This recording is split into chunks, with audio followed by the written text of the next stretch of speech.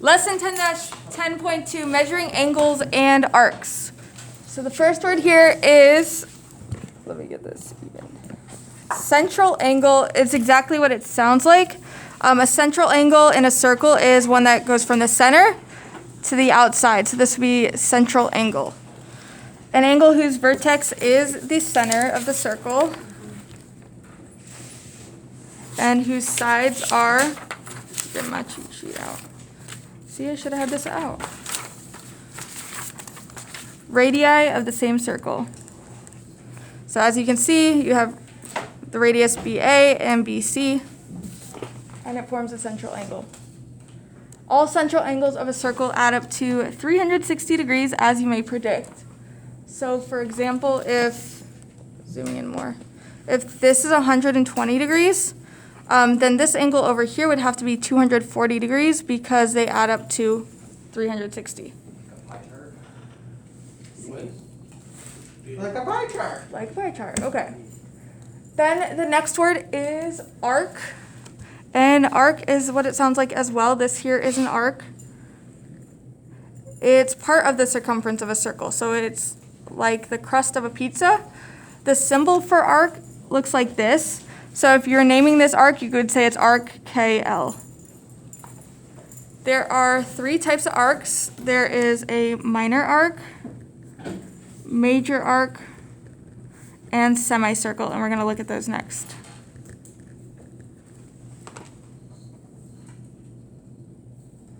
Okay, so a minor arc.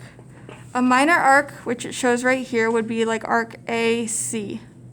Notice that the central angle is 80 degrees, and therefore the arc measure is 80 degrees. So if you have a central angle, this degree measure is the same measure as the arc measurement.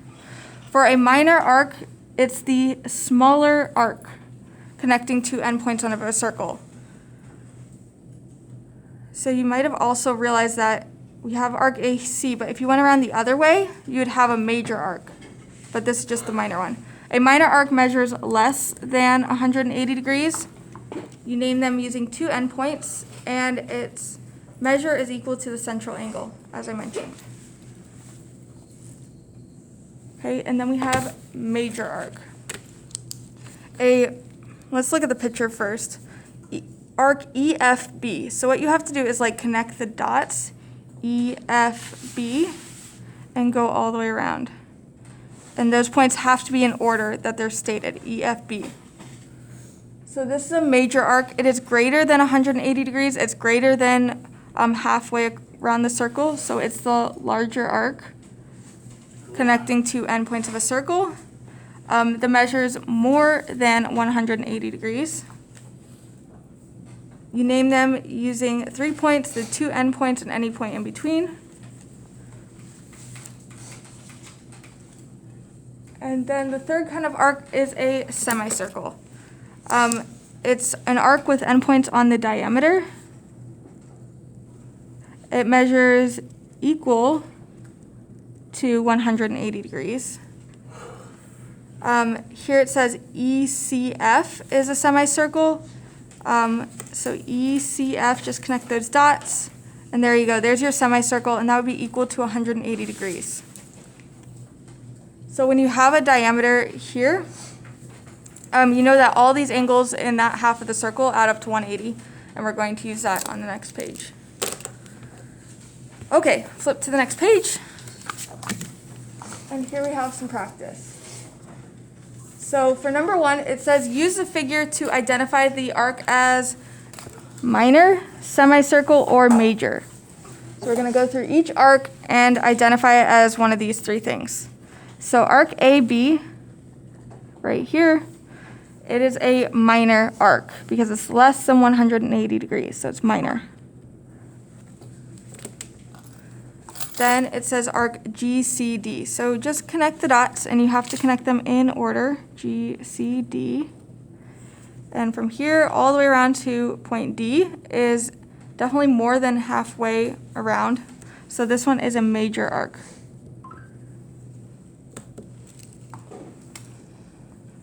Then we have DFA. Again, just connecting the dots.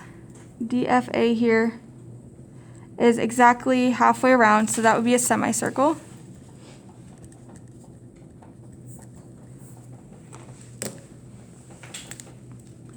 Then the next one, EF, right here.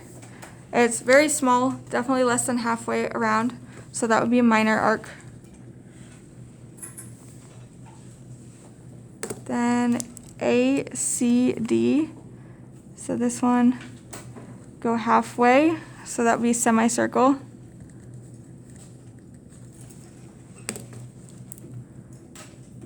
BG, what would you say for that one? Are you guys getting this?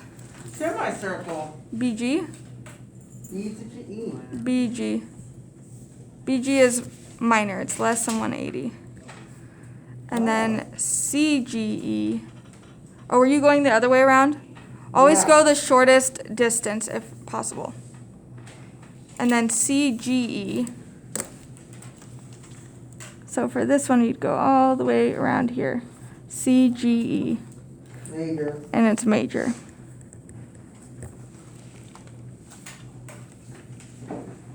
Okay.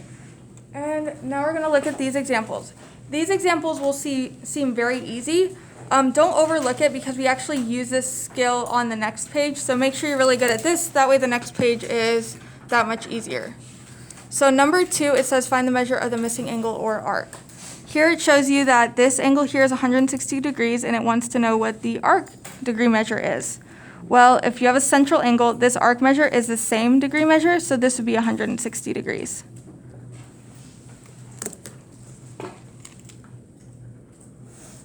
Then number 3, it shows this arc measure as 230 and it wants to know this angle measure.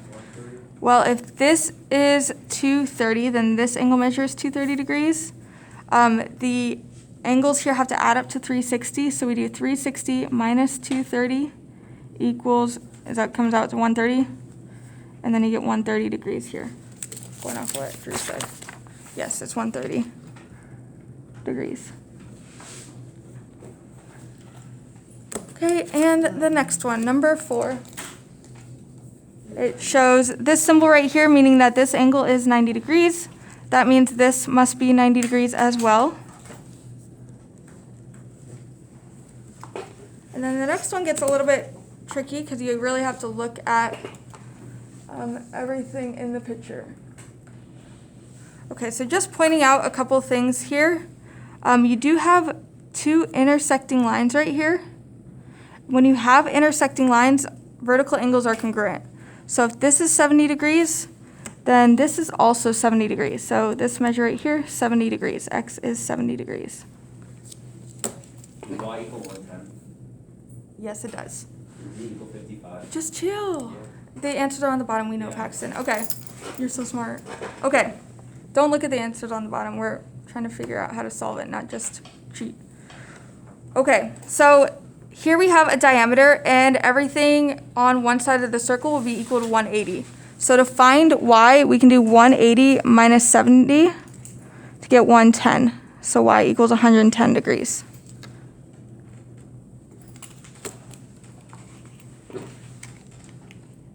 Then to get z, the degree for the arc would be the same as this angle here. There's different ways you can find that angle measure. One way would be, if you notice you have your diameter, these 3 angles would add up to 180. So you could do 180 minus 55 minus 70 to get that angle. You also have vertical angles here. So this angle measure would be the same as over here. And 110 minus 55 would give you this angle as well. And so we get 55 degrees.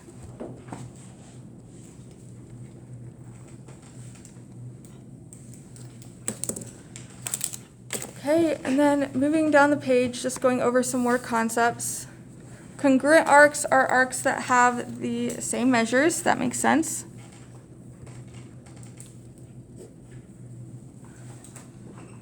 Theorem 10.1, in the same circle or in congruent circles, 2 minor arcs are congruent if and only if the central angles are congruent.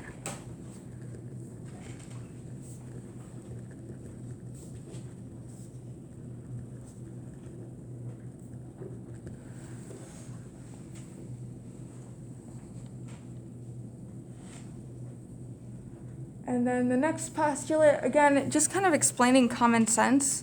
Adjacent arcs are arcs in a circle that have exactly 1 point in common. And looking at this picture here, what this postulate states is in order to find this whole arc here, you would have to, or you could add arc AB plus arc BC. That makes sense, right? So if AB arc, if this measure was 60 degrees and this was 120 degrees, you could add that together to get the whole arc. So if AB was 60 degrees and BC was 120 degrees, you could add that together to get ABC is 180 degrees.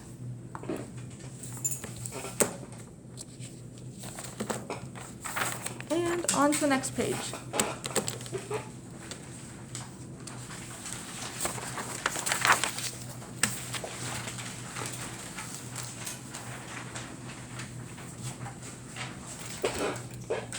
Okay, so here's where it gets a little bit more challenging. If you've been paying attention the whole time, it won't be bad at all. We're going to look at arc length. So we've talked about the arc degree measures. So if this is 30 degrees, this is 30 degrees. But depending on the size of your circle, that 30 degrees is going to be a different length.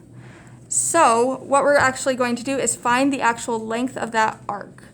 This is the equation we're going to be using throughout. It says the length of arc AB is the measure of arc AB over 360 times 2 pi r. Seems like a lot to memorize, but it's really not that much. This here, right, this part of the equation is just the fraction of the circle that you're solving for. So for example, we're going to do 30 degrees over 360 because that would tell us like what fraction of the circle we need to find the length of. And then this 2 pi r, that is circumference. We're actually not going to use 2 pi r because this whole year we've used pi times diameter for circumference, and I don't want to like throw one more equation at you. So we're just going to use pi times diameter. So you're taking the fraction of the circle and then multiplying it by circumference, and you'd find just the length of that part. So here is what it looks like. It would be 30 degrees over 360 degrees times pi times diameter. Now radius is 5, so diameter would be 10.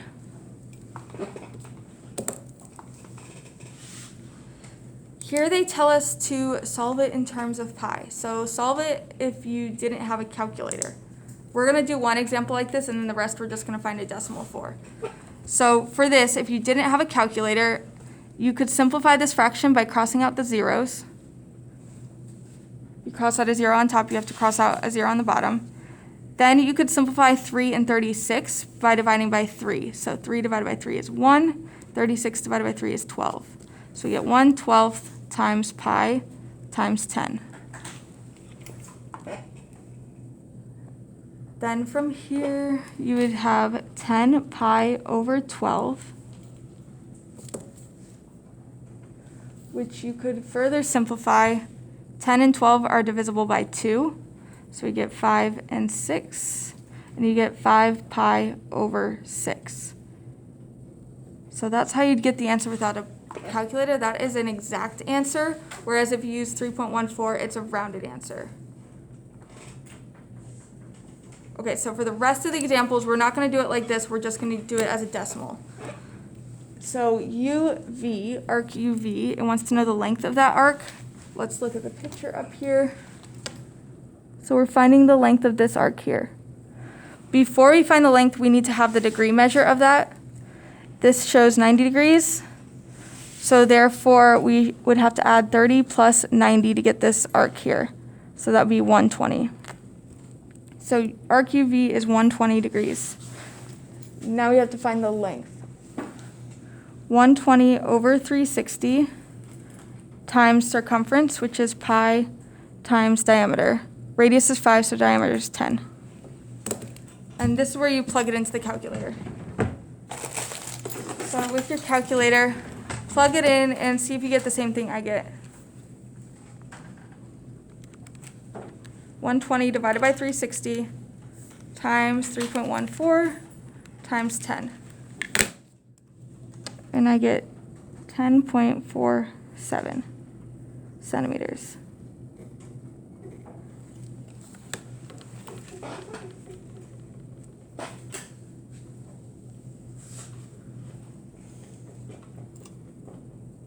Right, and of course, make sure that's logical. Look at what you're actually solving for. If we got like 100 and the radius was only 5, something would be off. Next one is arc SUT. SUT right here. We can see that that is 180 degrees.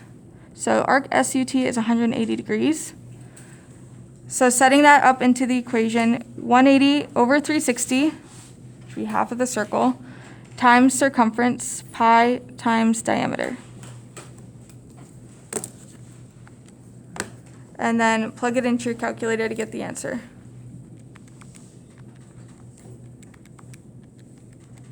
So you do 180 divided by 360 times 3.14 times 10, and you get 15.7 centimeters.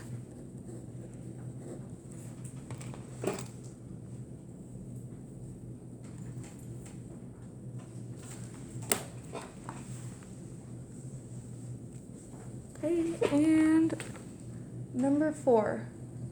Another practice problem. This time they want you to find the length of STU. STU would be all the way around the circle except for this part right here. So STU is a major arc. It goes all the way around except for this part of the circle right here. So to find the degree measure for this, we can actually do 360 minus 90 to get the whole thing, 270 degrees. Okay, so from here, you would do 270 degrees over 360 times pi times 10. And then just solve this out in your calculator and make sure you're getting the correct answer.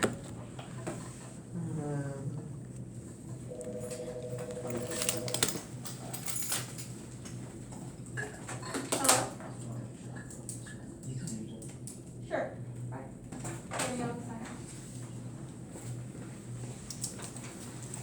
Okay, so once you plug this in, you should have gotten 23.55 centimeters. Did you get it? Awesome. Okay, is this easy, hard? Easy. Easy for some. Okay. Now we're gonna do just 2 more practice problems here. Have a good one, Danielle. Okay, so it says find the length of RS, so that's this arc right here, if the radius is 2 inches. Okay, so it gives us the degree measure, so we're going to do 130 over 360 times circumference, which is pi times diameter. So that'd be 4. And then we'll plug it in.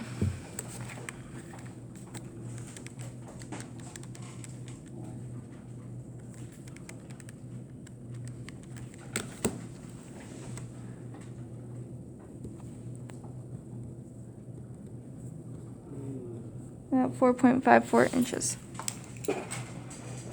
What's that? How do you know it's inches? The radius, yeah.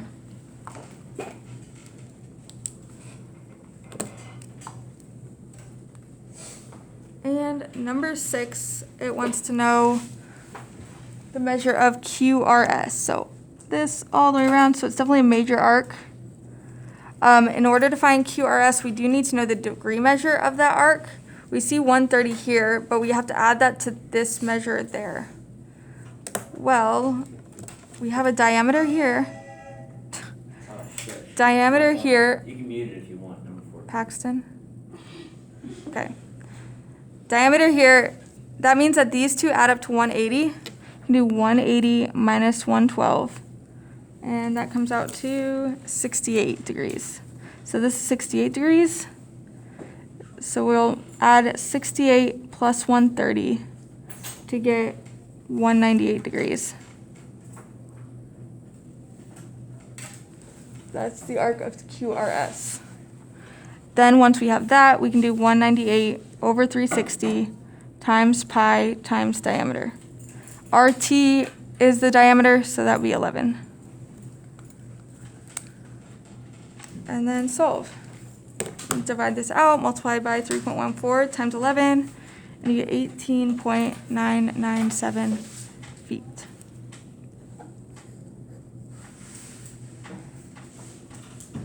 And that is it. This is wrong. I don't know. Sorry. Then it would be 19.00. 1. Oh. Yeah, why They did put say 0. 19.0? Because they probably used the pi button and I used 3.14. So I don't know. I'll leave it like that. Okay, so you do have time to do your homework. This packet, as you can see, we completed it. You're going to get a new one tomorrow. After you're done with your homework, turn it in because you'll need to reference it for the homework. So you can get up, get a laptop, get started on your homework. If you have questions, let me know.